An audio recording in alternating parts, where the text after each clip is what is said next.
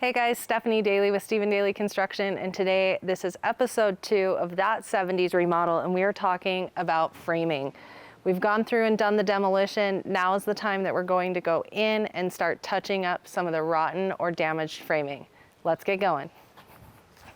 All right, so one of the first things that we decided to come through and actually remove and replace were these fascia boards. Now, they had quite a bit of water damage. The biggest problem with them though was that they were slightly hanging off the side of the roof and really not attached very well.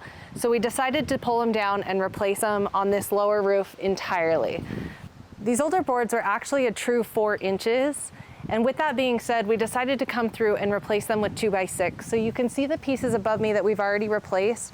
We're working down the side of the garage now to get those replaced because we have the roofing contractor here ready to pull some sheets on the roof that need to be replaced because of softness and start getting this roof dried in. Let's go around front and check it out.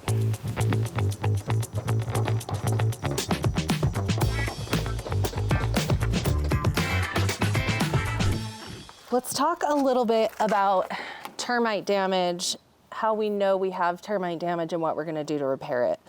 So first off, there's not a ton of termite issues here in Utah. So when we start to see wood pieces that have tunneling and a lot of the brown dust around, it's a really clear sign that we had some termite damage.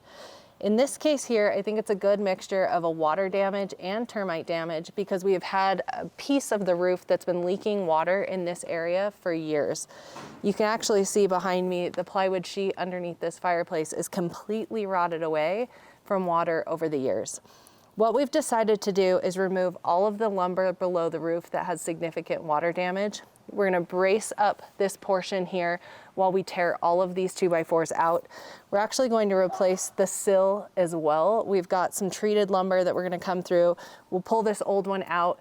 We'll put a piece of foam sill down first, use some PL, and get a new treated 2x4 down and then replace these verticals. Anytime we can come through and replace some of the damaged wood, especially termite damage, we never want to come back and cover this up. So we try and get it torn out and replaced as much as we can. Let's go around back. We have a little bit of termite damage on the back side of a floor truss. I'm going to show you how we decided to repair those. Let's go check it out. Got to be a little careful here because the guys are still tearing off shingles and we have lots of hazards. So here at the end of the floor trusses, we have a few floor trusses along this back side that you can see have significant termite damage. This one in particular. There is 2 pieces of lumber on the end of these floor trusses that are connected with these nailing plates. I think what we're gonna end up doing here is pulling out, because it's just the end piece of the floor truss that has damage to it.